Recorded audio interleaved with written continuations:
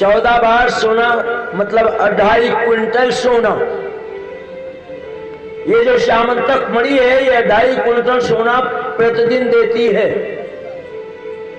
तो भगवान ने कहा कि राजा सत्राजित, ये जो आपके गले में मणि पड़ी हुई है इसको आप उग्रसेन के यहाँ दे दीजिए। राजा उग्रसेन के यहाँ मथुरा में, मथुरा के राजकोष में ये मणि उपस्थित रहेगी। इसका रोज पूजा अर्चन होगा और इस मणि से जो 2.5 क्विंटल सोना रोज प्राप्त होगा वो जनता जनार्दन के कार्य में आएगा। इस मणि की उपयोगिता हो जाएगी, ये तुम्हारे किसी काम की नहीं है। तो जब सत्राजित ने भगवान कृष्ण की इस बात को सुना तो सभा में से उठ करके चला गया। और जब सभा में से उठ करके चला गया तो मणि को सुरक्षित रख दिया और फिर कहीं चला गया 2-5 दिन के लिए। उसका एक छोटा भाई प्रसेन ने देखा कि मेरे बड़े भैया तो है नहीं, और बड़े भैया ये जो मणि है श्यामंतक, इसको गले में जब डाल करके चलते हैं तो प्रभाव ही कुछ और दिखता है।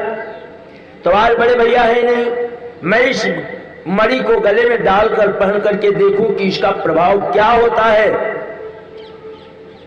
तो बड़ी सुंदर मणि, और प्रसेन ने गले में धारण किया, घोड़े पर बैठा और शिकार करने के लिए वन में चला गया। अब शिकार करने के लिए जब वन में गया तो एक सिंह ने प्रसेन के घोड़े को मार दिया और प्रसेन को भी मार दिया, और उस मणि को पांव से इधर उधर कर रहा था। इतने में एक रीछ वहां उपस्थित हो गया और रीछ ने देखा कि ये तो बड़ी अच्छी मणि है।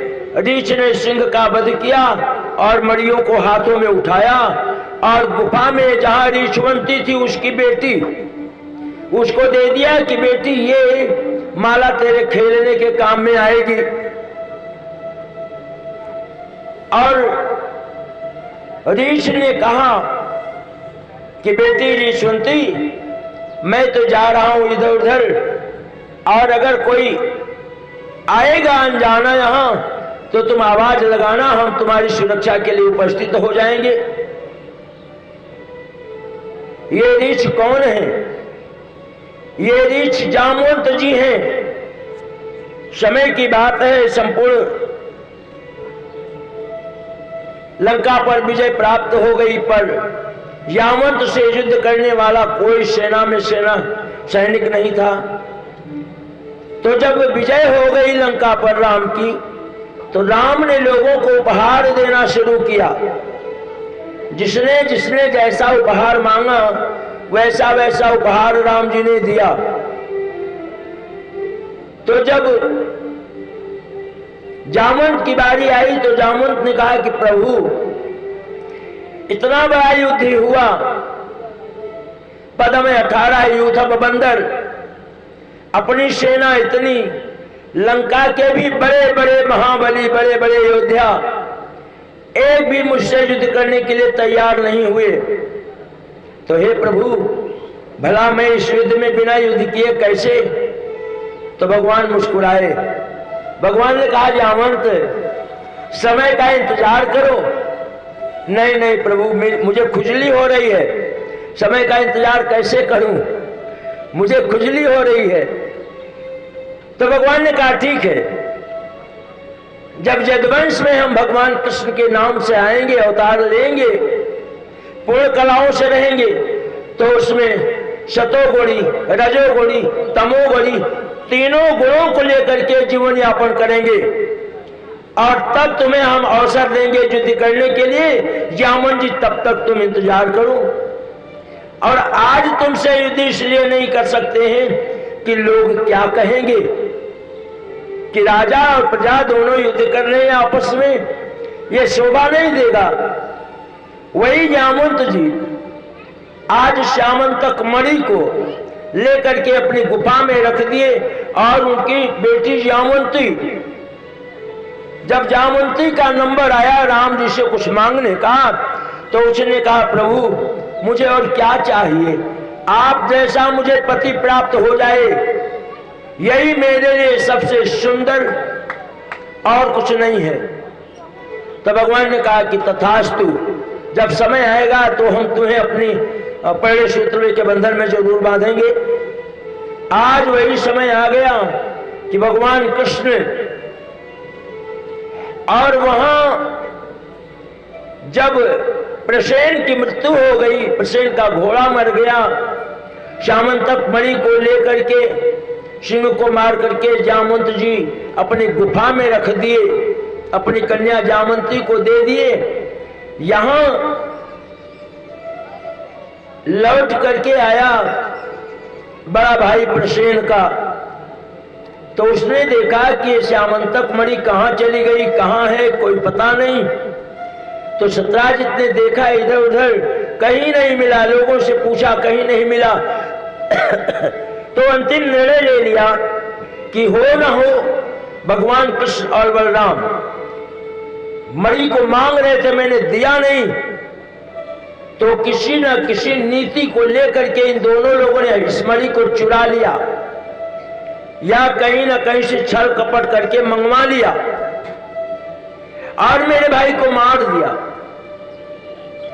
अब ये बात लोगों के द्वारा हल्ला होते होते होते होते भगवान कृष्ण बलराम तक गई।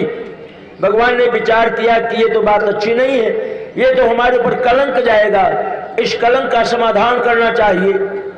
तो बलराम और कृष्ण दोनों भैया खोजते खोजते वहां पहुंचे जहां श्यामंतक मणि पड़ी थी। और जब गुफा में प्रवेश करने का टाइम आया तो भगवान ने कहा बलराम से कि बड़े भ्राता आप एक काम कीजिए, आप बाहर ही रहिए, क्योंकि गुफे में जगह बहुत कम है, हम दोनों लोग नहीं समा सकते। मैं गुफे में कोई उजाला दिख रहा है, प्रकाश दिख रहा है, जाकर के देखता हूं कि ये प्रकाश क्या चीज है। और भगवान बलराम जी को वहां बैठा करके और उपस्थित हो गए गुफा में। अब गुफा में जब जामवंती ने देखा कि कोई अनजाना व्यक्ति तो जोर से आवाज लगाई, पिताश्री कोई व्यक्ति आया हुआ है यहां। आवाज सुनकर के जामवंत जी दौड़े दौड़े आए, और जब दौड़े दौड़े आए तो युद्ध करने लगे। किससे युद्ध करने लगे? भगवान कृष्ण से। क्यों युद्ध करने लगे? रामावतार में जामवंत को वरदान दे दिया है कि जब आएंगे जदवंश में तो हम तुमसे युद्ध करेंगे। अब भगवान ने एक बात का वर्णन किया था कि जब हम तुम्हें एक घूंसा मार देंगे और तुम मूर्छित अवस्था को प्राप्त हो जाओगे तो समझ लेना कि मैं ही भगवान हूं, मैं ही ईश्वर हूं, मैं ही परमपिता परमेश्वर हूं और तुम्हारा कल्याण हो जाएगा। तो 26 दिन तक युद्ध चला और 27वें दिन भगवान ने एक मुक्का जोर से मारा। कृष्ण मुष्टि विनिष्पापम निष्पिंगांगो बंधनः चरिसत्वा स्वभिन्न गात्रः महादेव विस्मृतः। रामायण काल की घटना, एक मुक्का मारा तो मूर्छित अवस्था में चला गया। थोड़ी देर बाद जब मूर्छा समाप्त हुई तो पांव पकड़ करके प्रणाम किया, साष्टांग प्रणाम किया और कहा प्रभु क्षमा करें, मैंने आपसे तो युद्ध किया। भगवान कहते हैं कि तुम्हारा दोष नहीं जामवंत, हमने तुमको स्वयं कह रखा है और आज तुमने जो कुछ मांगा था मैंने तुम्हारे साथ युद्ध करके पूरा कर दिया। मैं प्रसन्न हूं, बताओ तुम क्या चाहते हो। तो जामवंत ने कहा महाराज हम क्या बताएं कि क्या चाहते हैं, हमें तो कुछ नहीं चाहिए। अच्छा फिर क्या करना है? हम प्रसन्न हैं, कुछ तो मांग लो। तो जामवंत ने कहा महाराज ये मेरी जामवंती कन्या है और आप इसी को पहले सूत्र के बंधन में बांध लीजिए, बस मेरा तो समझो सब तरह से कल्याण हो गया।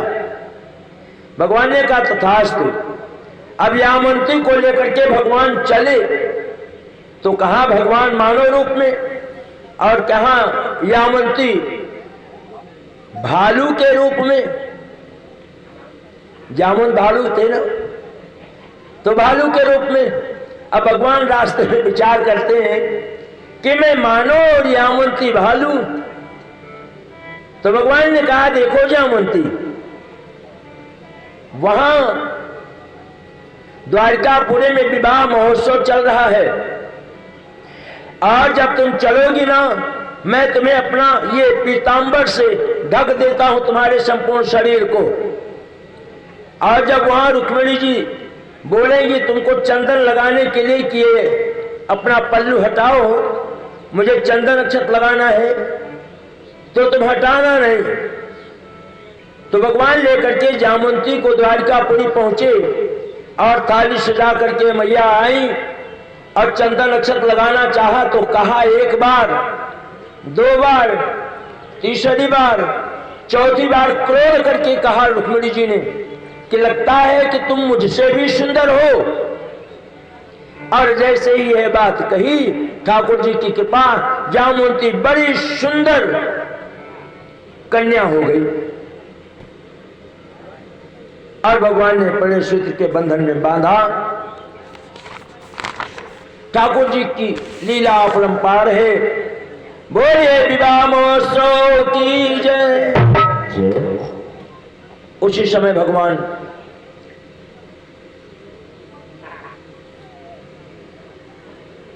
उसको निमंत्रण भेजे सत्राजित को, और सत्राजित आया तो सत्राजित से कहा कि भाई ये जो श्यामंतक मणि है जिसके लिए तुमने कहा था कि हमने तुम्हारे भाई प्रसेन का वध कर दिया, तो ये श्यामंतक मणि तुम ले जाओ, ये हमारे किसी काम के नहीं है। तो बहुत शर्मिंदा हुआ सत्राजित। भगवान ने कहा क्या बात है? कहा नहीं प्रभु, अब अधिक शर्मिंदा मत कीजिए। भगवान ने कहा ठीक है, हम तुम पर बहुत प्रसन्न हैं, क्या चाहते हो? तो कहा महाराज हमारे भी एक कन्या है, नाम सत्यभामा है, तो आप एक काम कीजिए, उसको भी पहले सूत्र के बंधन में ले लीजिए। भगवान ने कहा तथास्तु। तो सत्यभामा का विवाह हुआ भगवान के साथ। कितनी हो गई? 3 हो गई, रुक्मिणी, यामंती, सत्यभामा। कथा सुन करके यही तो भाव लेना चाहिए कि कथा में वास्तव में हमने सुना क्या। और ये कथा में भागवत में जितने पात्रों के नाम हैं, आप भगवान के नाम को भूल जाओ, इसी में कोई भी पात्र का नाम लेकर के जप करो तो भी आपका कल्याण है। तो सत्यभामा तीसरी रानी कहलाई। विवाह महोत्सव चल रहा है। भगवान उसी समय कौरव और पांडव में पारिवारिक विवाद चल रहा था, तो भी लाक्षागृह की चर्चा चली थी। तो लाक्षागृह में 5 पांडव को कौरवों ने भेज दिया, दुर्योधन ने भेज दिया छल कपट से। तो पांडवों ने समझा कि ये तो मृत्यु को प्राप्त हो गए। हस्तिनापुर वालों ने समझा कि मृत्यु को प्राप्त हो गए, पर भगवान की लीला तो लीला ही है। भगवान तो समझ गए, लेकिन भगवान संसार को दिखाने के लिए जो भौतिक व्यवहार है, जगत का व्यवहार है, सामाजिक व्यवहार है, पारिवारिक व्यवहार है, भगवान उस व्यवहार का निर्वाह करने के लिए हस्तिनापुर चले गए। और भगवान तो समझ ही रहे हैं कि 5 पांडवों को जो व्यक्ति धार्मिक जीवन जिएगा, धर्म से जीवन जिएगा, उसका कुछ हो नहीं सकता, कुछ बिगाड़ नहीं सकता कोई उसका। तो भगवान तो समझ रहे हैं, पर लौकिक रीति के अनुसार, पारमार्थिक स्थिति के अनुसार भगवान उपस्थित हुए। और उपस्थित हुए तो भगवान ने भी वहां विचार विमर्श, जैसे एक आदमी शोकाकुल होता है वैसे ही शोकाकुल हुए कि हाँ भाई 5 पांडव की स्थिति हो गई, कैसे हो गई, क्या हो गई। जैसा ही मनोवृत्ति चर्चा चलती है मानव समाज की, वैसे भगवान कृष्ण ने भी हस्तिनापुर में 5 कौरवों के साथ चर्चा चलाई। और उसके बाद जब चलने लगे तो भगवान कृष्ण और बलराम और अर्जुन तीनों लोग रथ में बैठे हैं।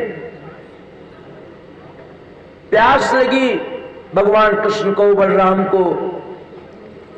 तो बलराम ने अर्जुन से कहा, भाई हम आपके एरिया में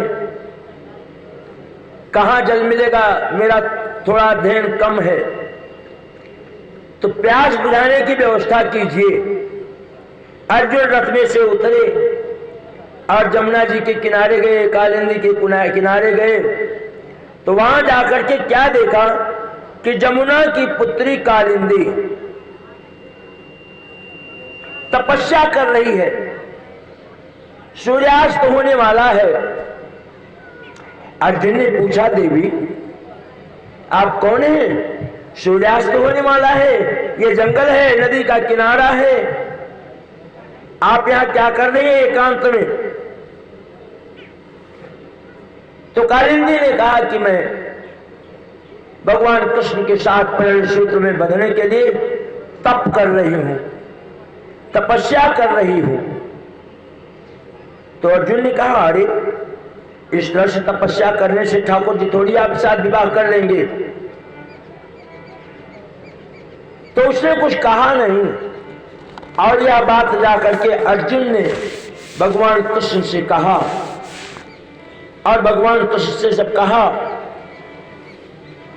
तो भगवान ने कालिंदी के साथ पहले सूत्र के बंधन में बंधे। उसके बाद भगवान हस्तिनापुर में वापस हुए। वहां पितामह को, द्रोणाचार्य को, कृपाचार्य को, विदुर आदि गांधारी सबसे मिले और सबको सांत्वना दी। और पांचों पांडव उधर अज्ञातवास चले गए। अज्ञातवास चले गए जब, और यहां क्या हुआ, द्वारिकापुरी में सुधर्मा और कृतवर्मा को यह पता चला कि बलराम नहीं है, कृष्ण नहीं है। तो अक्रूर जी और कृतवर्मा को अवसर मिल गया और शतधन्वा की मृत्यु निकट आई थी, तो इसलिए शतधन्वा को भी शामिल कर लिया और कहा कि ये जो श्यामंतक मणि है इसको लेकर के हम लोग चलते हैं चुरा करके। भगवान कृष्ण यहां नहीं है, बलराम जी नहीं है, और लेकर के चले गए। अब चले कैसे गए? क्योंकि सत्याजित को श्यामंतक मणि की पूजा अर्चना करने के लिए रखा गया था। श्यामंतक मणि 2.5 भार सोना तब देती थी, 2.5 कुंटल सोना, जब उसका रोज पूजन अर्चन होता था। तो सत्याजित इस काम में माहिर थे, क्योंकि सूर्य ने दिया था सत्याजित को। तो भगवान ने श्यामंतक मणि की पूजा अर्चना करने के लिए सत्याजित को लगा रखा था। अब कृतवर्मा और शतधन्वा अक्रूर जी के संकेत से सत्याजित का वध कर दिए और मणि को लेकर के चले गए। अब यह खबर सत्यभामा को मिली। सत्यभामा पिता की मृत्यु पर शोक में हो गई तथा पिता सत्याजित का शव तेल में रखवा करके भगवान के पास हस्तिनापुर उपस्थित हुई और वहां जाकर के सारी बातें बताई। भगवान जल्दी से द्वारिकापुरी उपस्थित हुए। शतधन्वा को मारने के लिए खोजने लगे भगवान। तो शतधन्वा को उद्धार किया, पर वहां मणि मिली नहीं, क्योंकि मणि तो अक्रूर जी के पास थी। शतधन्वा दे गया था अक्रूर जी को। तो कृष्ण के डर से राजा जनक के राज्य में अक्रूर जी चले गए, छिप गए वहां। भगवान और बलराम दोनों खोजते खोजते पहुंचे, अक्रूर जी को पकड़े राजा जनक के राज्य की सीमा में। शास्त्रों के अनुसार अक्रूर कोई मानव नहीं है। अक्रूर ये मनुष्य का मन है, ये भगवान से डरता है और भगवान से ज्यादा ये मन मृत्यु से डरता है। मृत्यु से इतना डरता है कि ये भागता ही रहता है। पर हमारे प्रभु कहते हैं भैया कहां तक भागोगे। तो भगवान ने अक्रूर जी को पकड़ा और अक्रूर जी को पकड़ करके श्यामंतक मणि को लेकर द्वारकापुरी लौट आए और बलराम जी जनकपुर चले गए और वहां कुछ दिन बलराम जी ठहरे और बलराम जी वहां धृतराष्ट्र के पुत्र दुर्योधन को मल्लयुद्ध और गदा युद्ध की शिक्षा दिया। उधर सूर्य की पुत्री कालिंदी जो कि जमुना के अंश से पैदा हुई, भगवान को पति के रूप में पाने के लिए घोर तपस्या कर रही थी। भगवान ने उसका विवाह किया, पहले सूत्र बंधन में लिया। तो अब भगवान आगे बढ़े, एक सत्या नाम की कन्या से विवाह हुआ। भगवान की पांचवी पत्नी राजा नगनजित ने अपनी बेटी सत्या की। सत्या ने भी इच्छा किया अपने पिता से कि अगर मैं विवाह करूंगी तो वही करूंगी, नहीं तो और कहीं विवाह नहीं करूंगी।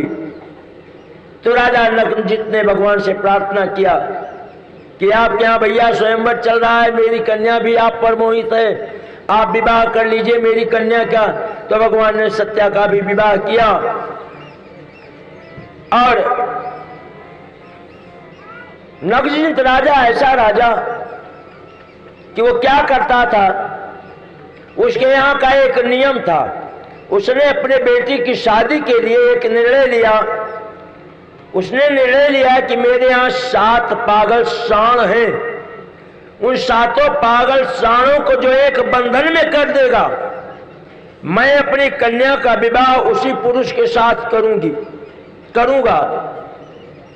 अब ये सारे विश्व में फैल गई बात कि नगनजित ने ऐसी प्रतिज्ञा कर रखी है, ऐसा स्वयंवर रचा रखा है और कन्या नगनजित की बड़ी सुंदर, बड़ी होशियार।